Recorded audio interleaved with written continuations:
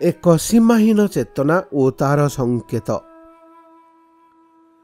ସମାଜର ସମ୍ପାଦକ ଶ୍ରୀ ଶରତ ମିଶ୍ରଙ୍କର ମନୋଜ ଦାସଙ୍କ ସହ ପ୍ରଶ୍ନୋତ୍ତର। ପ୍ରକାଶନ କାଳ 2006। ମୁଁ ପାଠ କରୁଛି ସମୀର ରଞ୍ଜନ ଦାସ। ପ୍ରଶ୍ନ। ଫେବୃଆରୀ 21 ହେଲା ଶ୍ରୀମାଙ୍କ ଜନ୍ମଦିବସ। ପୃଥିବୀବ୍ୟାପୀ ଅସୁମାରୀ ନରନାରୀ ତାଙ୍କୁ ଦିବ୍ୟ ଜନନୀ ଭାବରେ ଦେଖନ୍ତି। ଆପଣଙ୍କ ଅନୁଭୂତି କ'ଣ? ମନୋଜ ଦାସଙ୍କ ଉତ୍ତର। ମୋର ଅନୁଭୂତି କ'ଣ? ଆପଣ ଏ ପ୍ରଶ୍ନଟି ପଚାରିବା ମାତ୍ରେ ପ୍ରଥମେ ଯେଉଁ ସ୍ମୃତି ଜାଗରିତ ହେଉଛି ତାହା ଜୀବନରେ ପ୍ରଥମ ଦର୍ଶନର ବିସ୍ମୟ।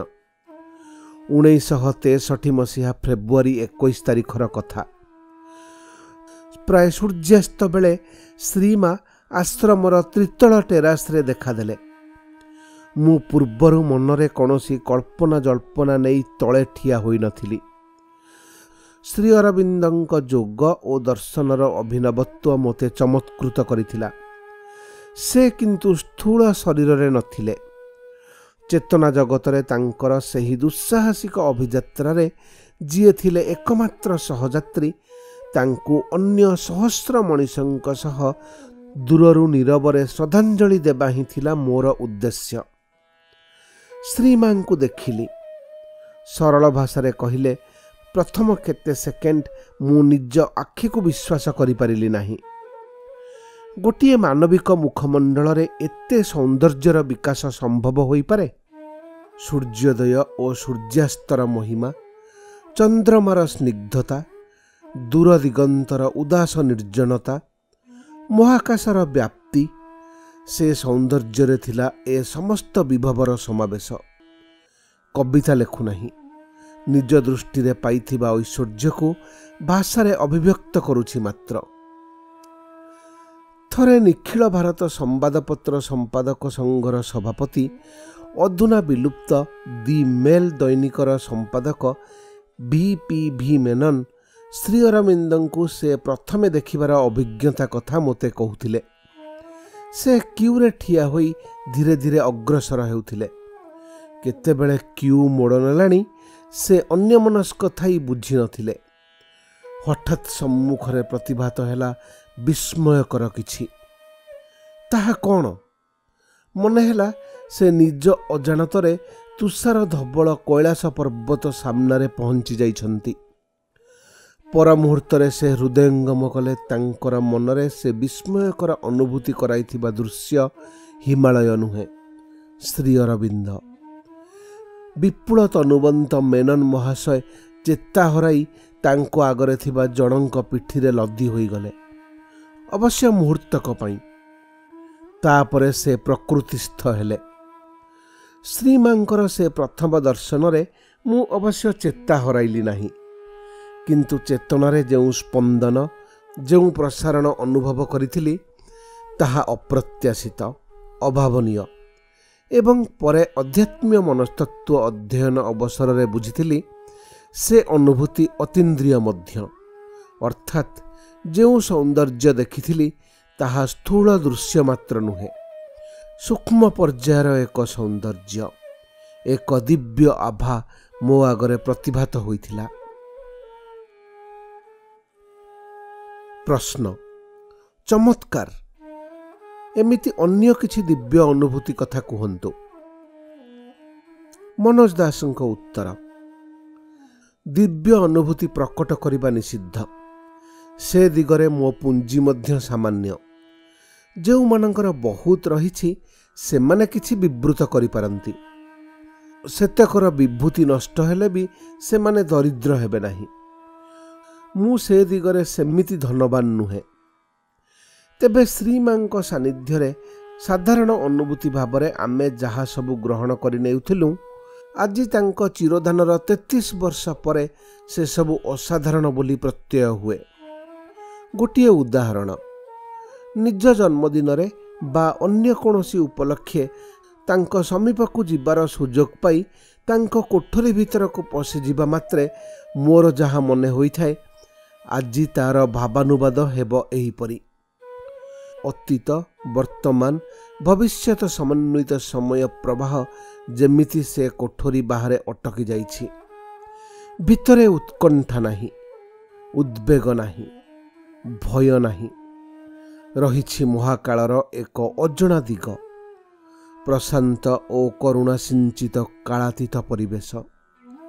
ଚେତନାର ଗୁଣ ପରିବେଶକୁ କେତେ ପ୍ରଭାବିତ କରିପାରେ ତାହା ଥିଲା ତାର ମହତ୍ତମ ଦୃଷ୍ଟାନ୍ତ। ପ୍ରଶ୍ନ: ଶ୍ରୀମା ଯେଉଁ ମୋହନୀୟ ଚେତନାରେ ରହିବା ଫଳରେ ତାଙ୍କ ପରିବେଶ ସେଭଳି ଅଦ୍ଭୁତ ପ୍ରଶାନ୍ତ ହୋଇପାରୁଥିଲା, ସେ ଚେତନାରେ ଥାଇ ସେ ଆଶ୍ରମର ନାନାଦି ସମସ୍ୟା, ହାନିଲାଭ ଓ ସଂଗଠନ ବ୍ୟାପାର କିପରି ବୁଝୁଥିଲେ? ମନୋଜ ଦାସଙ୍କ ଉତ୍ତର: ସେ ରହସ୍ୟ ବୁଝିବାକୁ ହେଲେ ଶ୍ରୀ ଅରବିନ୍ଦଙ୍କ ଯୋଗ ଦର୍ଶନ ମନେ ରଖିବାକୁ ହେବ। ସୃଷ୍ଟି ମାୟା ନୁହେଁ, ଭଗବାନଙ୍କର ଏକ ଛଦ୍ମରୂପ। ଶ୍ରୀମା ଯେତେବେଳେ ସ୍ଥୂଳ ସାଂସାରିକ କର୍ମରେ ମନୋନିବେଶ କରୁଥିଲେ, ସେତେବେଳେ ସେ ସ୍ୱୟଂ ସିଦ୍ଧ ଦିବ୍ୟ ଚେତନାରେ ଥାଇ ହିଁ ତାହା କରୁଥିଲେ। କାରଣ ସେ ଦିବ୍ୟ ଶକ୍ତିର ଅସଂଖ୍ୟ ଛଦ୍ମ ବା ସଂଗୁପ୍ତ ବିଚିତ୍ର ରୂପମାନଙ୍କ ସହ ହିଁ କାରବାର କରୁଥିଲେ। ଅନ୍ୟ ଭାଷାରେ କହିଲେ ତାଙ୍କ ଚେତନାରେ ସେ ସବୁ କିଛି ସମ୍ଭାଳି ପାରୁଥିଲେ। ଆଉ ଟିକିଏ ଭିନ୍ନ ଭାଷାରେ କହିଲେ ଛୋଟ ବଡ଼ ସବୁ କାମ, ସବୁ ସମସ୍ୟା ତାଙ୍କ ଚେତନାର ଅନ୍ତର୍ଭୁକ୍ତ। ତାଙ୍କ ସନ୍ତାନ ବା ଆଶ୍ରମର ଅନ୍ତେବାସୀମାନଙ୍କୁ ସେ ଶିଖାଇଥିଲେ ସବୁ କର୍ମ ଭଗବାନଙ୍କୁ ଅର୍ପଣ କରାଯାଇପାରେ। ସେତିକି କରିପାରିଲେ କର୍ମ ହିଁ ହେବ ସାଧନା। ସମଗ୍ର ସୃଷ୍ଟି ଯେହେତୁ ଭଗବାନଙ୍କର ହିଁ ଏକ କର୍ମକୌଶଳର ପରିଣତି, କର୍ମ ଜରିଆରେ ଜଣେ ତାଙ୍କ ସହ ନିଜକୁ ସାମିଲ କରିପାରେ। ସାଧାରଣ ଜୀବନରେ ଜଣେ ମା'ର ଦୁଇ ଶିଶୁ ପରସ୍ପର କନ୍ଦଳ କଲେ ମା ଯେମିତି କାହାର କେତେ ଦୋଷ ସେ କଥା ପ୍ରତି ପରୁଆ ନ କରି ଉଭୟଙ୍କୁ କୋଳେଇ ନେଇ ଶାନ୍ତ କରିପାରେ, ଶ୍ରୀମାଙ୍କ କରୁଣାର କୋଳରେ ପରସ୍ପର ବିରୋଧୀ କେତେ ସଂସ୍କୃତି, କେତେ ରୁଚି, କେତେ ସଂସ୍କାରର ମଣିଷ ସଂଘତ ହୋଇ ରହିପାରୁଥିଲେ। ହଜାରେ ଲୋକଙ୍କ 10,000 ଧରଣର ସମସ୍ୟା, ମୁଣ୍ଡବିନ୍ଧା, ଚୌକିରେ ଛାରପୋକଠୁ ଆରମ୍ଭ କରି ଧ୍ୟାନ ଧାରଣା ଓ ସାଧନାର ଜଟିଳ ଗୂଢ଼ ସମସ୍ୟା ସବୁ ପ୍ରତି ଶ୍ରୀମାଙ୍କ ଦୃଷ୍ଟି ଥିଲା ସମାନ। ଶ୍ରୀମାଙ୍କ ଦିବ୍ୟତା ସମ୍ପର୍କରେ ସାଧକମାନଙ୍କର କେତେ ପ୍ରଗାଢ଼ ଅଭିଜ୍ଞତା ରହିଛି, ସେସବୁର ବର୍ଣ୍ଣନା ଆପାତତଃ ଥାଉ। ତାଙ୍କର ସାମାଜିକ ସ୍ଥୂଳ ଆଚରଣ ହିଁ ତାଙ୍କ ଅନନ୍ୟ ମହାନତାର ପରିଚୟ ଦେଇଥାଏ। ବର୍ଷ ପରେ ବର୍ଷ ସମାନ ଭାବରେ କ୍ରମାଗତ ଅଧିକରୁ ଅଧିକ ସଂଖ୍ୟକ ସାଧକ, ସନ୍ଧାନୀ ବା ଏପରିକି ତୁଚ୍ଛା କୌତୂହଳୀ ମଣିଷଙ୍କ ଉପରେ ସେ କରୁଣା ଢାଳି ଦେଉଥିଲେ। କାହାରି ପ୍ରତି ନିଷ୍କରୁଣ ହେବା ଦୂରର କଥା, ସେ ବିରକ୍ତ ହେବାର ଦୃଷ୍ଟାନ୍ତ ବି ନାହିଁ। ଅଥଚ ଅଜ୍ଞାନତା ପ୍ରସୂତ କେତେ ବିରୋଧ, କେତେ କନ୍ଦଳ, କେତେ ଆକ୍ରମଣ ତାଙ୍କୁ ସହିବାକୁ ପଡ଼ିଛି। ସ୍ଥୂଳ ଜଗତର କୋଳାହଳ, ଦେଖା ସାକ୍ଷାତ, କେତେ ଦେଶ ବିଦେଶର ରାଷ୍ଟ୍ରପତି, ରାଜା ମହାରାଜା, ପ୍ରଧାନମନ୍ତ୍ରୀଙ୍କଠୁ ଆରମ୍ଭ କରି ଆର୍ତ୍ତାର୍ଥୀ ଅସଂଖ୍ୟ ବ୍ୟକ୍ତିଙ୍କୁ ଆପଣା ସମୀପକୁ ସ୍ୱାଗତ କରିବା ଭିତରେ ଶ୍ରୀମା ଅବ୍ୟାହତ ରଖିଥାନ୍ତି ତାଙ୍କ ମୁଖ୍ୟ କର୍ମଧାରା, ଆପଣା ଭିତରେ ଅତିମାନସ ରୂପାନ୍ତର ପ୍ରକ୍ରିୟା। ସୌଜନ୍ୟ, ସାମାଜିକତା ଓ ସଂଗଠନ ବଜାୟ ରଖି ସମାନ୍ତରାଳ ଭାବରେ ସେ ମହାଯୋଗର ସାଧନା। ତାହା ଏକ ଅକଳ୍ପନୀୟ ଶୃଙ୍ଖଳା। ପ୍ରଥମ ଧାରାର କର୍ମରେ ତାଙ୍କ ବିଧିବିଧାନ ପାଳନ କରିବା ଦିଗରେ ତାଙ୍କ ଯୋଜନା କାର୍ଯ୍ୟକାରୀ କରିବା ନିମନ୍ତେ ସେ ତାଲିମ ଦେଇ ତିଆରି କରିଥିଲେ ବହୁ ଯୋଗ୍ୟ ସହକାରୀ। କିନ୍ତୁ ସେମାନଙ୍କ ଭିତରୁ ଯୋଗ୍ୟତମ ବ୍ୟକ୍ତି ମଧ୍ୟ ଶ୍ରୀମାଙ୍କ ଦ୍ୱିତୀୟ ଧାରାର କର୍ମରେ ତାଙ୍କ ସହାୟତା କରିପାରିନଥାନ୍ତେ।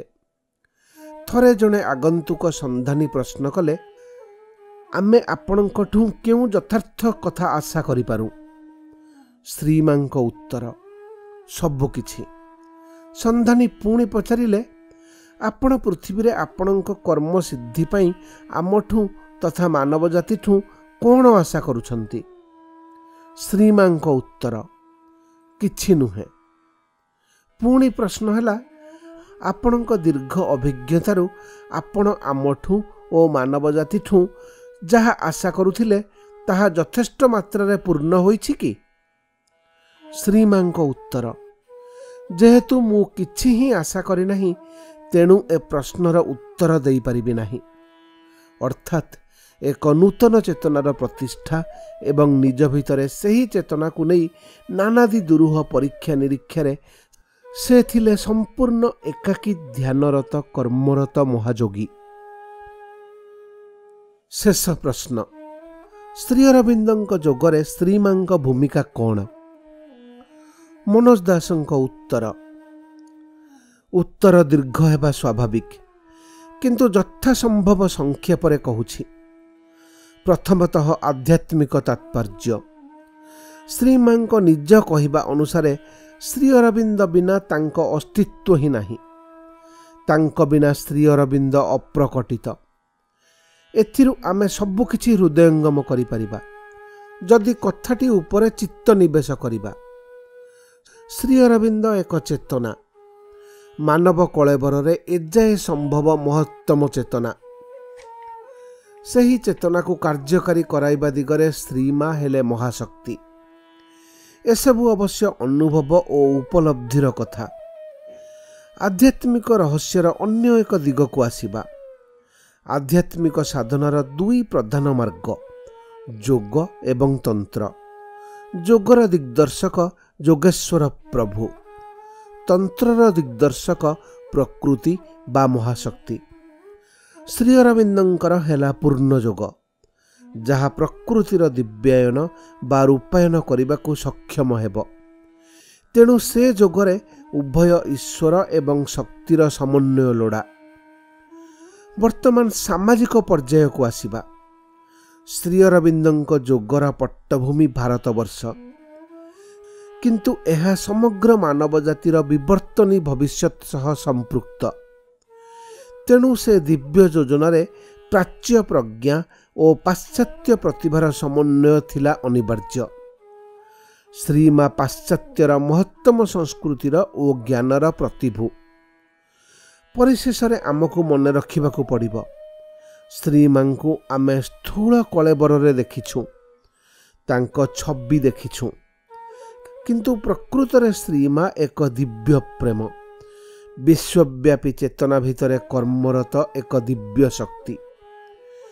ଆମ ନିଜ ଚେତନା ଯେତିକି ମାତ୍ରାରେ ପ୍ରସାରିତ ହେଉଥିବ ଏବଂ ସେ ମହାଚେତନା ପ୍ରତି ଶ୍ରଦ୍ଧାଶୀଳ ଓ ଉନ୍ମୁକ୍ତ ହେଉଥିବ, ଆମେ ସେତିକି ଅଧିକ ମାତ୍ରାରେ ତାଙ୍କ ପରିଚୟ ପାଉଥିବା। ସ୍ଥୂଳ ଜଗତରେ ତାଙ୍କ ସ୍ଥାୟୀ କୃତିର ଅବଶ୍ୟ ପଟାନ୍ତର ନାହିଁ। ଶ୍ରୀ ଅରବିନ୍ଦ ଆଶ୍ରମ, ଶିକ୍ଷାକ୍ଷେତ୍ର, ଅରୋଭିଲ୍ ଏସବୁ ପରିକଳ୍ପନା ଓ ଏସବୁର ରୂପାୟନ ବିଶାଳ, ସନ୍ଦେହ ନାହିଁ। କିନ୍ତୁ ସମୁଦ୍ର ଉପରର ଲହରୀ ଭଳି ଏସବୁ ସେ ସୀମାହୀନ ଚେତନାର ସଂକେତ ଓ ସନ୍ତକ ମାତ୍ର।